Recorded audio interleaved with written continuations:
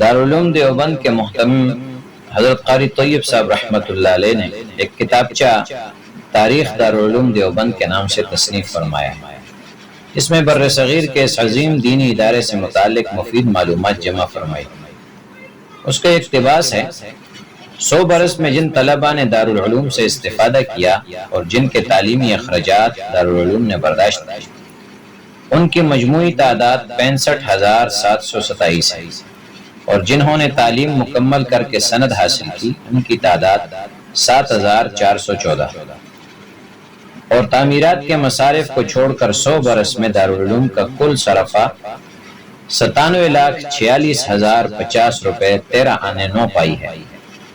اب اگر اس صرف کو 65,727 طلبہ پر تقسیم کیا جائے تو ایک طالب علم پر خرچ کی کل مقدار 149 روپے ہوتی ہے، اور اگر اس پورے صرفے کو 7,417 فضلائے کرام پر تقسیم کیا جائے تو ایک مکمل عالم تیار کرنے پر خرچ کی مقدار کل 1,314 روپے بنتی ہے۔ سبحان اللہ!